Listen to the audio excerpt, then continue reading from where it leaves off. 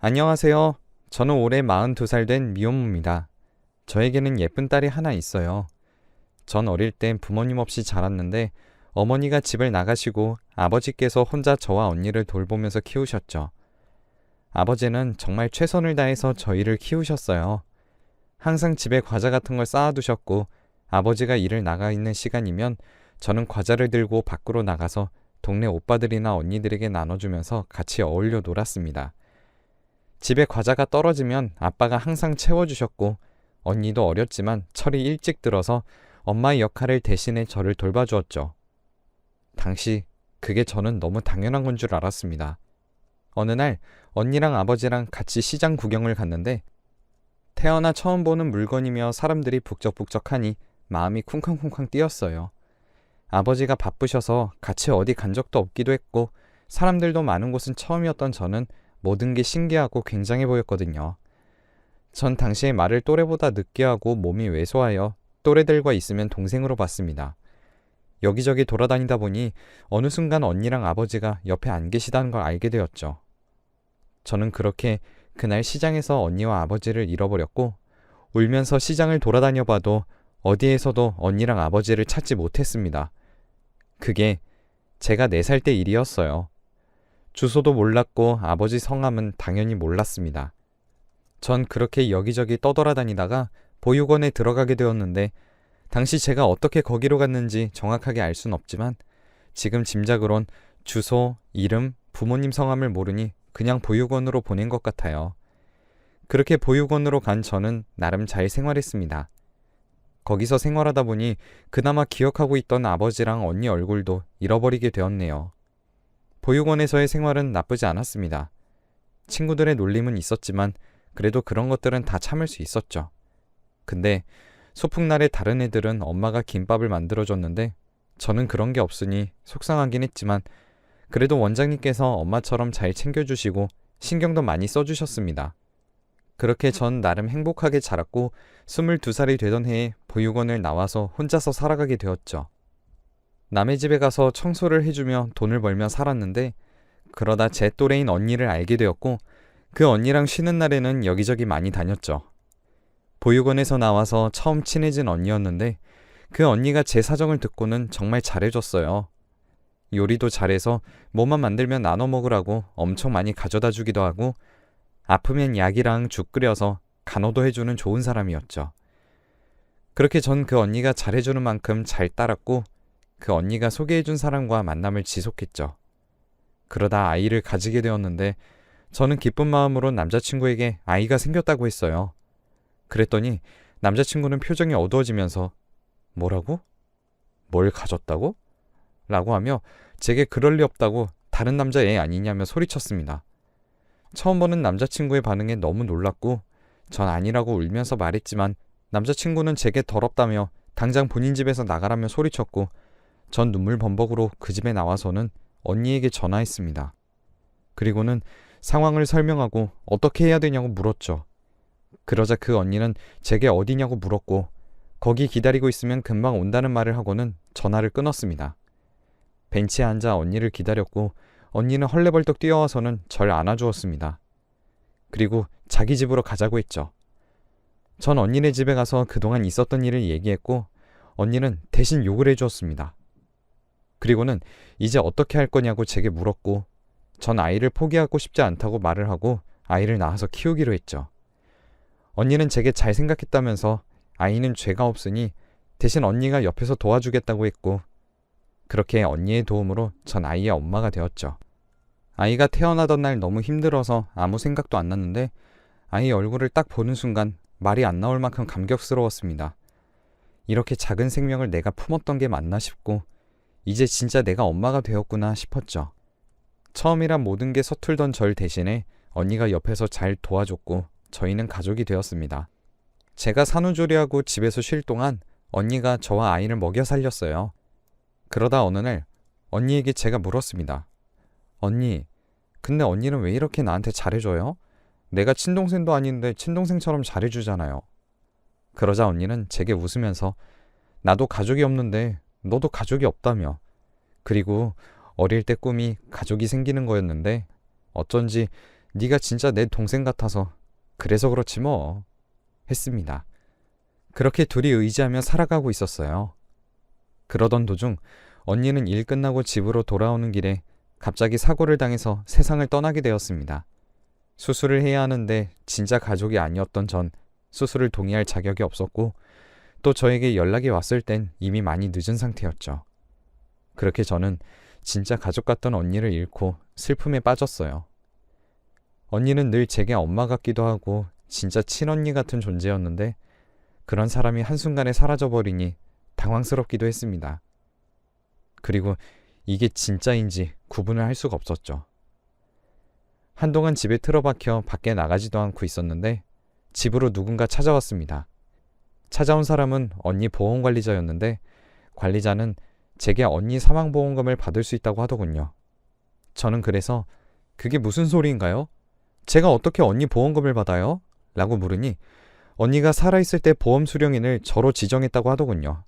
그리고 저에게 편지 봉투를 하나 주셨어요. 언니가 혹시 죽으면 동생에게 전해주라고 부탁한 편지라고 했습니다. 편지에는 이렇게 적혀 있었습니다. 사랑하는 내 동생, 네가 지금 이걸 읽고 있다는 건 내가 이 세상에 없다는 소리구나. 너무 많이 울지 말고 너무 많이 아파하지 말고 딸 생각해서 씩씩하게 이겨내야 해. 엄마는 원래 그런 거야. 엄마는 씩씩해야 하고 용감해야 하는 거야. 그러니 언니 없다고 너무 울지 말고 슬퍼하지 마. 언니는 항상 네 곁에 있을 거니까. 그리고 언니가 남겨줄게. 이거 말고는 없다. 미안하고 사랑한다 내 동생. 저는 편지를 품에 안고는 소리내어 울었어요. 그렇게 언니를 가슴에 묻고 언니의 말대로 씩씩하게 이겨냈죠. 언니가 남겨준 보험금으로 딸도 언니 덕분에 이쁘고 바르게 잘 자라고 있었죠.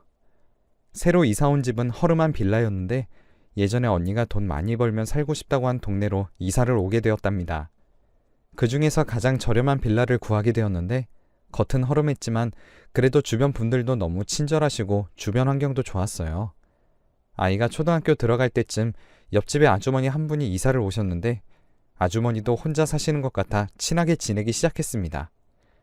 아주머니와 친해지면서 아주머니는 절 보며 항상 우리 딸이 컸으면 딱 이 정도 됐으려나 하셨죠. 그러자 아주머니는 딸의 얘기를 하는 걸 별로 좋아하지 않으셨어요. 저도 싫어하는 것 같으니 더는 묻지 않았죠.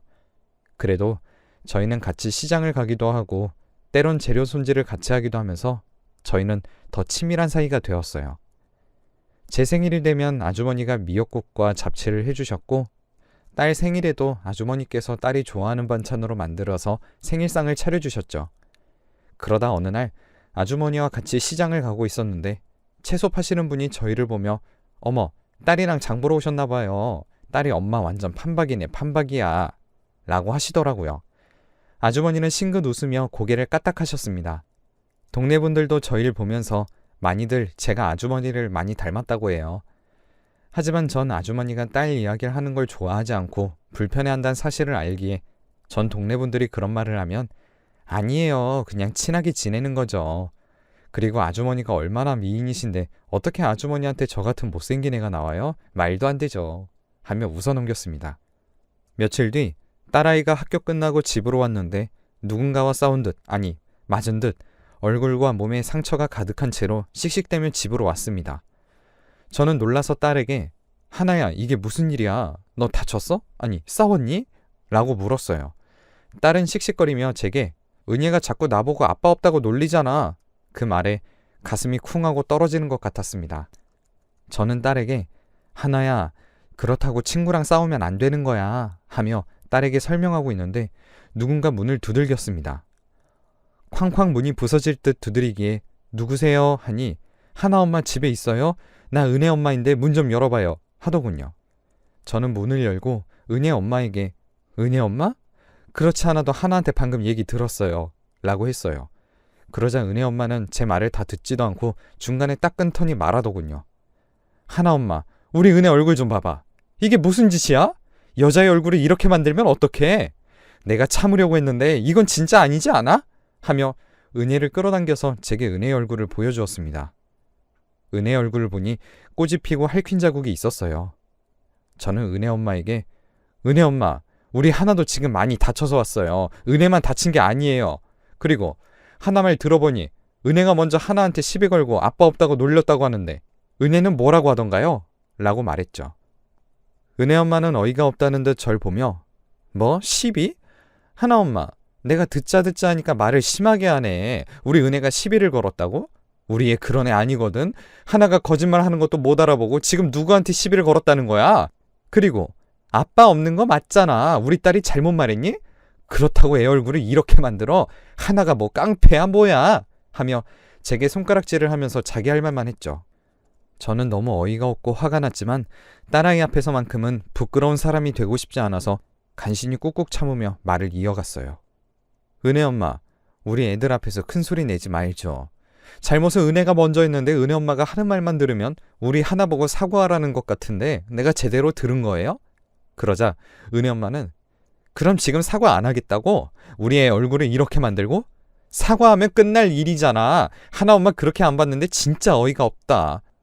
하나가 은혜한테 제대로 사과하면 그냥 넘어가겠다며 하나에게 사과하라고 팔을 잡고 다그치더군요. 딸은 겁먹었고 바지에 실수까지 했죠. 그 모습에 저는 화가 머리끝까지 났었습니다. 은혜 엄마의 손을 뿌리치고 이게 무슨 짓이냐 소리치니 은혜 엄마는 제 뺨을 내리쳤습니다. 그리고는 부모 없이 자란 거 티내는 거야? 하나 엄마가 이러니까 딸이 보고 배우는 거야 하더군요. 맞는 순간 멍했지만 그 말을 들으니 정신을 차릴 수 없었습니다. 그 순간 누군가 현관문을 열고 들어오더니 은혜 엄마에게 음식물 쓰레기를 들이부었습니다. 은혜 엄마는 악하고 소리를 지르며 이게 뭐야? 당신 뭐야? 하며 손가락질했습니다. 그러자 너는 뭔데 남의 집 귀한 자식한테 그따위 짓을 하는 거야? 너희 집 부모님은 네가 이러고 다니는 거 아니야? 하며 당장 이 집에서 나가라고 정말 무섭게 소리쳤습니다. 은혜 엄마가 안 나가고 버티자 그분은 은혜 엄마를 끌어서 내쫓았습니다. 그리고 한 번만 더 여기 찾아오면 그때는 이런 걸로 끝나지 않을 줄 알아. 알겠어? 저는 딸을 끌어안고는 그 사람을 쳐다봤죠. 그분은 다름 아닌 옆집 아주머니셨죠. 전 너무 놀라서 아주머니가 어떻게 여기 오셨어요? 하고 물었어요.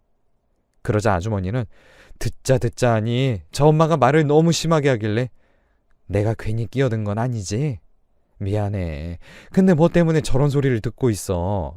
라고 대답하시더라고요. 전 일단 아이를 진정시킨 뒤 아주머니에게 오늘 있었던 일을 얘기했습니다.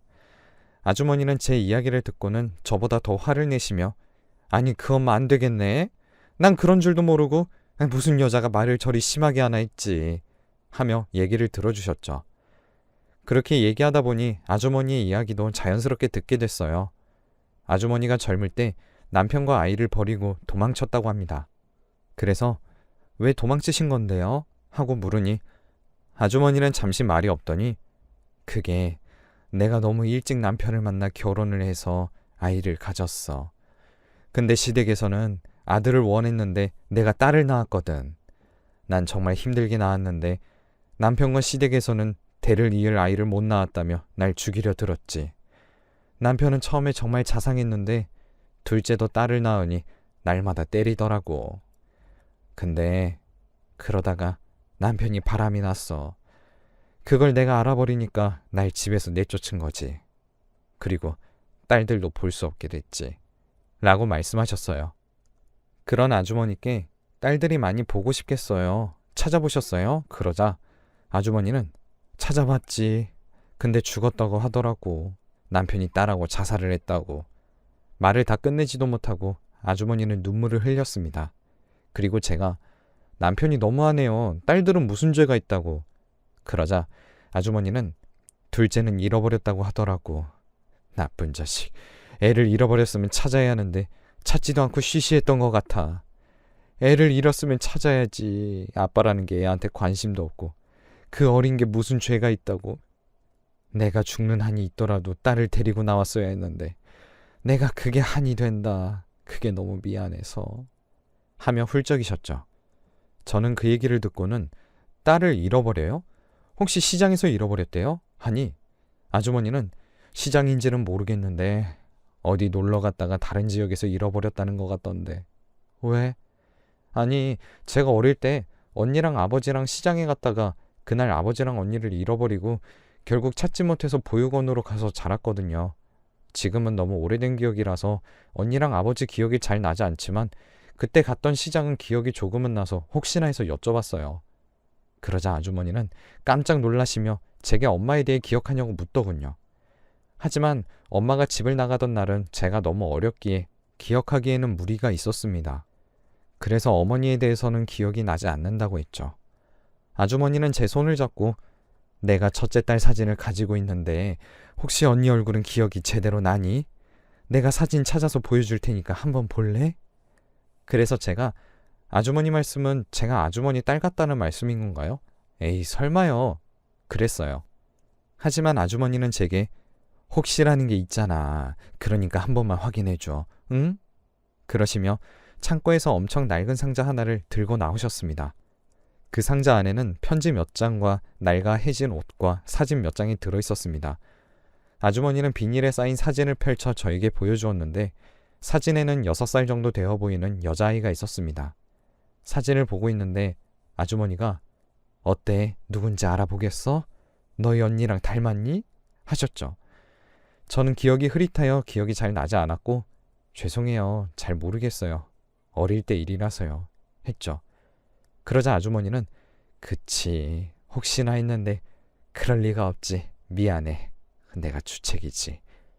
사진을 다시 상자에 넣으시려는데 유난히 눈에 띄는 옷이 있었습니다. 그래서 제가 잠깐만요. 그 옷 어디서 났어요? 물으니 이거 시장에서 산 건데 왜? 하고 되물었습니다. 옷에 익숙한 자수가 있어서요. 잠시만요. 집으로 돌아가서 어릴 때부터 가지고 있던 손수건을 꺼내왔습니다. 그리고 아주머니께 보여드렸죠. 이거 제가 어릴 때부터 갖고 있던 건데 자수가 똑같아요. 그러자 아주머니는 손수건을 보더니 눈물을 보이셨죠. 그리고 그건 내 손수건인데 내가 자수 놓고 첫째한테 줬던 건데 그게 어떻게... 말을 잇지 못하시며 손수건을 붙잡고는 펑펑 우셨습니다. 그리고 저도 믿지 못했죠. 어떻게 이런 우연으로 엄마를 만날 수 있는 건지. 전 울면서 아주머니, 아니 엄마의 품에 안겨서 보고 싶었어요. 엄마 너무너무 보고 싶었다고요. 하며 그날 저와 엄마는 엄청 울었습니다. 보고 싶었다며, 그리고 어떻게 이런 우연이 다 있냐며 울다 웃으며 날이 새도록 얘기를 나눴습니다. 엄마는 제게 그날 저와 언니를 데리고 오지 못한 걸 아직도 후회한다며 평생 마음에 죄책감을 느끼고 살았다고, 첫째도 만날 수 있다면 좋았을 텐데 그래도 엄마는 절 만나 다행이라면서 안아주셨습니다. 그렇게 얼굴도 모르는 상상 속의 엄마를 우연히 만나게 되었죠. 이제는 엄마와 집을 합쳐서 함께 살고 있습니다. 딸아이는 자기도 이제 할머니가 생겼다면서 저보다도 더 좋아하고 학교에 가서 자랑도 하고 할머니한테 자기가 친구들 데리고 오면 맛있는 것도 해달라며 어리광도 부리고요. 이렇게 할머니를 좋아할 줄 몰랐습니다. 딸은 항상 아무도 필요 없고 엄마만 있으면 된다고 입에 달고 살아 정말 괜찮은가 보다 했는데 할머니가 생긴 뒤에야 알았습니다. 자기도 남들처럼 아빠도 필요하고 할머니, 할아버지의 사랑을 받고 싶었는데 엄마가 슬퍼할까봐 말을 못했다는 것을요. 마음 착한 우리 딸 때문에 여태 잘 살아왔던 것 같네요. 그리고 아직도 매일매일 생각나고 보고 싶은 민진이 언니. 언니 아니었으면 우리 딸도 못 만났을 테고 그리고 엄마도 못 만났을 것 같아요. 보육원에 살 때는 인생이 정말 끝난 줄 알았는데 민진이 언니를 만나고 많은 경험을 하고 사랑받는 걸 알게 되었고 진짜 엄마로 살아갈 수 있었던 것 같아요. 이제는 일 끝나고 집에 가면 저도 남들처럼 반겨주는 엄마가 생겼고 토끼같이 이쁜 딸이 반겨주는 진짜 집이 생겼습니다. 제가 여태 살아보니까 진짜 사람 인연이라는 게 있네요. 지금까지 제 이야기 들어주셔서 감사드려요.